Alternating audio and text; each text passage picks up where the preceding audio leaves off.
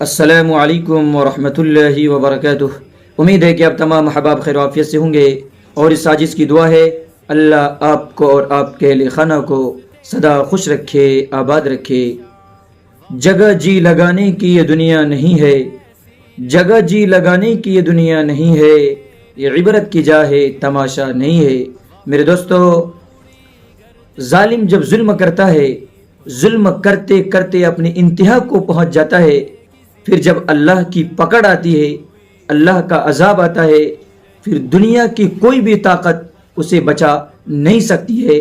میرے دوستو، super power ملک امریکہ جو یہ سمجھتا تھا کہ پوری دنیا میں سب سے زیادہ وسائل میرے پاس ہے، سب سے زیادہ طاقت میرے پاس ہے، سب سے زیادہ فوج میرے پاس ہے، ہم جب جس وقت جو چاہیں گے وہی ہوگا، اللہ نے مہلت دیا۔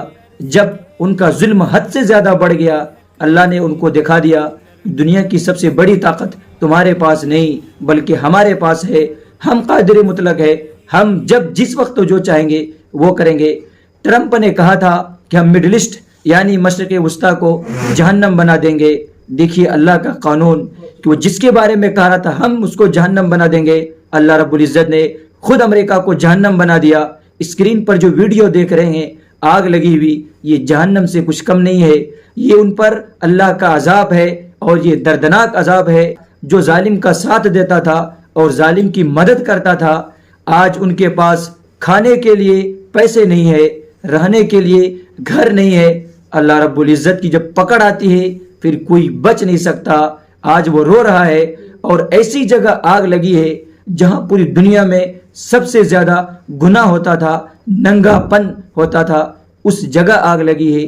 اس لیے میرے دوستو، اس سے عبرت حاصل کرنی چاہیے اور یہ سبق لینا چاہیے کہ اللہ رب العزت سے ہمیں توبہ کرنی چاہیے کہ ہم بھی کئی گناہوں میں تو پھنسے ہوئے نہیں ہیں، چاہے دن میں ہوں، رات میں ہوں، تنہائی میں ہوں، بھیڑ میں ہوں، یہ سمجھ کر کے گناہ نہ کریں کوئی نہیں دیکھ رہا ہے۔